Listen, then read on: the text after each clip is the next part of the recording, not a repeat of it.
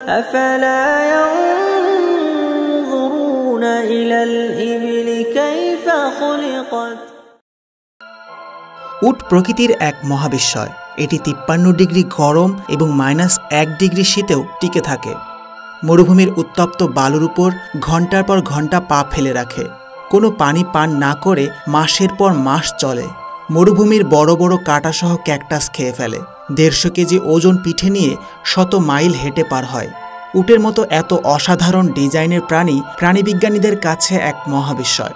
মানুষসহ বেশিরভাগ স্তন্যপায়ী প্রাণীর দেহের তাপমাত্রা সাধারণত 37 ডিগ্রি সেলসিয়াসের আশেপাশে থাকে। যদি দেহের অভ্যন্তরীণ তাপমাত্রা বেড়ে 38.5 ডিগ্রির বেশি হয়ে যায় তখন অভ্যন্তরীণ অঙ্গগুলোর ক্ষতি হতে থাকে। 40 ডিগ্রির বেশি হয়ে গেলে লিভার, কিডনি, মস্তিষ্ক, খাদ্যতন্ত্রের ব্যাপক ক্ষতি হয়। 41 ডিগ্রি তাপমাত্রায় শরীরের কোষ মরে যেতে শুরু করে। এ কারণেই যখন স্তন্যপায়ী প্রাণীদের অভ্যন্তরীণ তাপমাত্রা স্বাভাবিকের থেকে বেড়ে যায় তখন শরীর ঘেমে বাড়তি তাপ বের করে দিয়ে ঠান্ডা হয়ে যায়। কিন্তু উটের জন্য এভাবে পানি অপচয় করা বিলাসিতা, কারণ মরুভূমিতে সবচেয়ে দুর্লভ সম্পদ হচ্ছে পানি।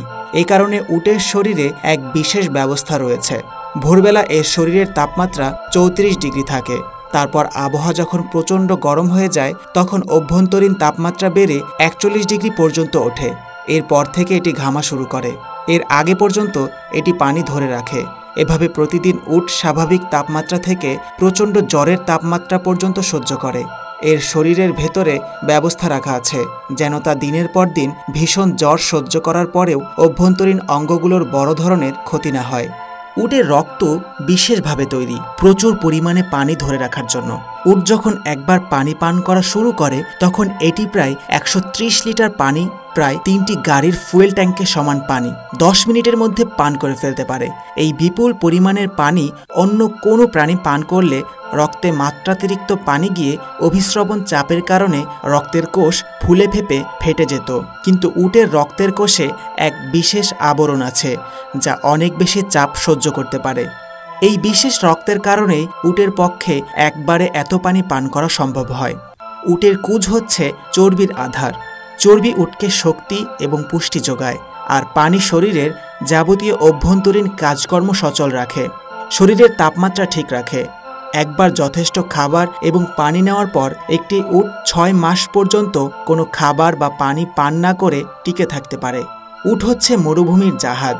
এটি 170 থেকে 270 কেজি পর্যন্ত ভর নিয়েও হাসি মুখে চলাফেরা করে। এই বিশাল শক্তিশালী প্রাণীটির মানুষের প্রতি শান্ত অনুগত হওয়ার কোনোই কারণ ছিল না, বরং এরকম স্বয়ংসম্পূর্ণ প্রাণীর হিংস্র হওয়ার কথা, যেন কেউ তাকে ঘাটানোর সাহস না করে। বিবর্তনবাদীদের বানানো বহু নিয়ম ভঙ্গ করে এই প্রাণীটি কোনো কারণে নিরীহ, শান্ত, মানুষের প্রতি অনুগত হয়ে গেছে। আল্লাহ যদি উটকে মানুষের জন্য উপযোগী করে না বানাতেন তাহলে মরুভূমিতে মানুষের পক্ষে সভ্যতা গড়ে তোলা অসম্ভব হয়ে যেত। উটের আরেকটি উল্লেখযোগ্য ক্ষমতা হল কাঁটাযুক্ত গাছপালা চিবানোর ক্ষমতা, যা অন্য কোনো প্রাণীর নেই। বড় বড় কাঁটাসহ ক্যাকটাস এটি সাবার করে দিতে পারে। অন্য কোনো প্রাণী হলে ক্যাকটাসের কাঁটার আঘাতে মাড়ি, গাল, জিভ ক্ষতবিক্ষত হয়ে যেত, কিন্তু উটের কিছুই হয় না। উটের মুখের ভেতরে এক বিস্ময়কর ব্যবস্থা রয়েছে। এর মুখের ভেতরের দিকটাতে অজস্র ছোট ছোট শক্ত আঙুলের মতো ব্যবস্থা রয়েছে যা কাঁটার আঘাত থেকে একে রক্ষা করে।